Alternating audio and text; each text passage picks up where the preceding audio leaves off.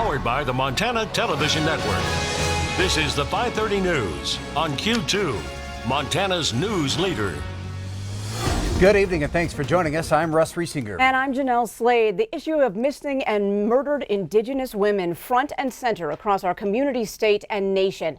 Tonight, we get answers from local law enforcement facing harsh criticism. Well, this as 22 Native American families across our region sign on with a national advocacy group demanding deeper investigation into the cases of their missing and murdered people.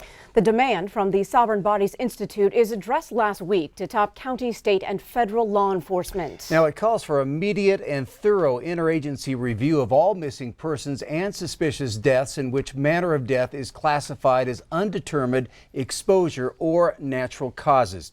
Just last weekend here in Montana, authorities released final autopsy results for 16-year-old Selena Not Afraid. The medical examiner confirming she died of hypothermia and the situation surrounding her death ruled accidental. Now, these cases are filled with frustration, fear, grief, and blame as families demand answers. But we all know investigators must often be careful about what they release and when.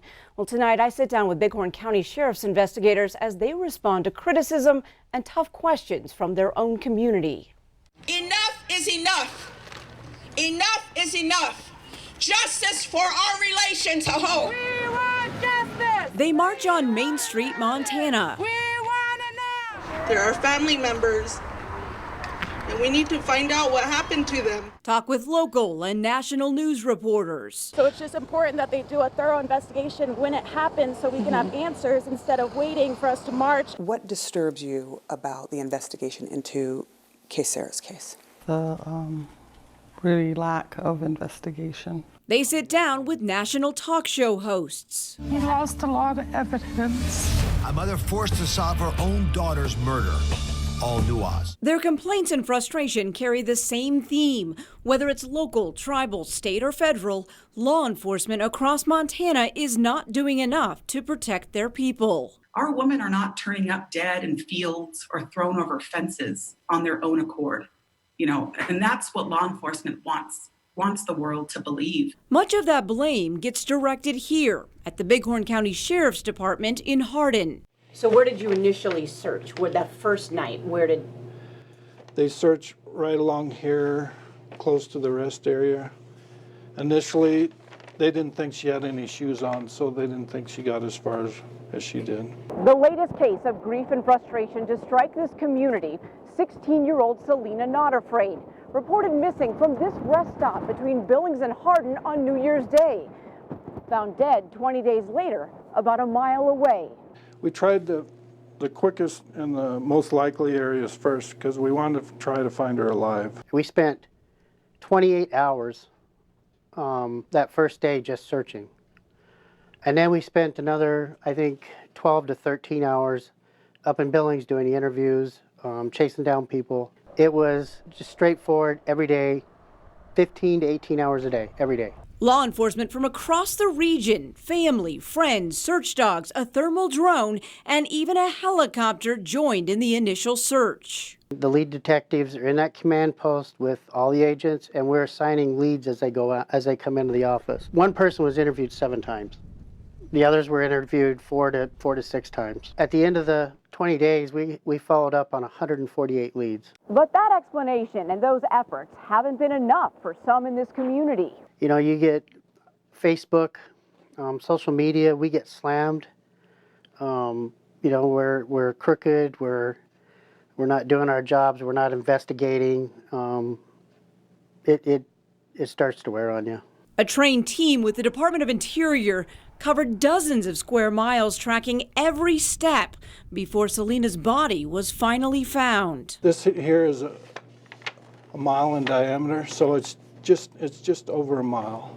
A press release issued hours later announced that discovery, but it also stated that foul play was not suspected. If somebody had killed her and tried to dump her out there, there'd either be footprints or there'd be tire tracks. There was neither one of those. The following day, mixed messages from authorities. A strongly worded press release from Bighorn County Attorney Jay Harris requesting immediate production of all the evidence in the case. Also stating this was a criminal investigation and that no one tied to Selena's disappearance had immunity. This is definitely an investigation, a criminal investigation. It makes you guys look like you're trying to cover something up. I know, and we didn't view this as a criminal investigation. This was a search and rescue. It's a missing person. That search also called into question, how did a thermal drone and a helicopter team miss finding Selena?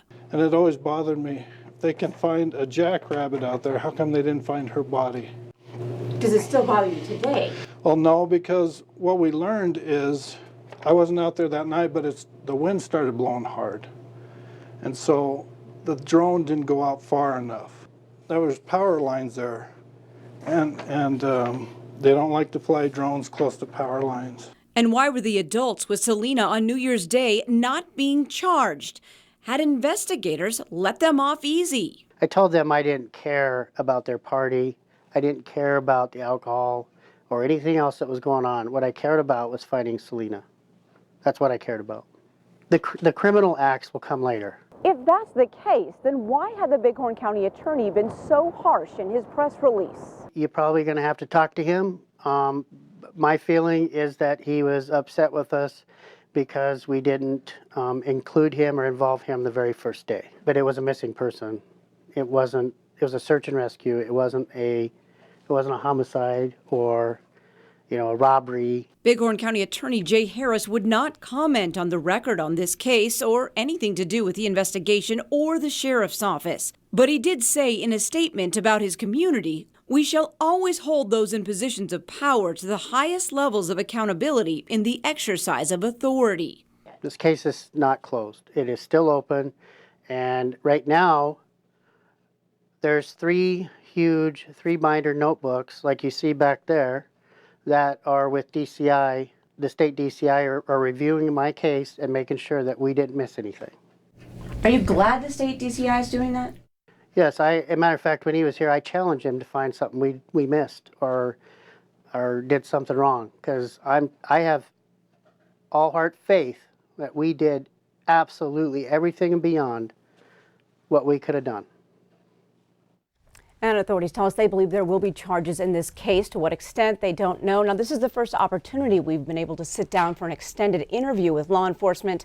This story is obviously far from over. Very interesting to hear that side of the story, yes. too. Well, schools in Billings now taking some extra steps as concerns grow over the coronavirus. District 2 Superintendent Greg Upham has authorized a major scrub down of the schools. Upham said in a letter sent home to parents that he's authorized the purchasing of ionized mist cleaners that will be used to spray down frequented areas and surfaces of the public schools, including bathrooms, door handles, and desks. Upham says the district will be working directly with Riverstone Health for guidance dealing with all aspects of the coronavirus. Also, the Unified Health Command is recommending that visitors to healthcare facilities in the Billings area be temporarily restricted. Now, that blame isn't being put on the coronavirus specifically, it's the flu. People with respiratory symptoms such as coughs and fever, those under the age of 18, and those who've come into contact with someone who's sick are being asked to voluntarily restrict visitations. Well, still to come on your 5:30 News, today's spotlight on Tournament Central. Scott's going to show us what's happening not only in town but around the state on your divisional basketball courts.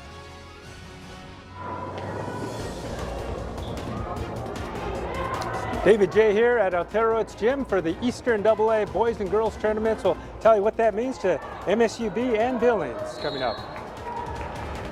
And coming up in weather, hey, the wind has finally stopped blowing here in the Billings area. So what's coming your way next? We'll tell you all about it coming up in a few more minutes. You're watching MTN News with Jeanelle Slade and Russ Riesinger. Storm Tracker weather with Bob McGuire. And sports with Scott Green. This is the 5:30 News on Q2, Montana's news leader.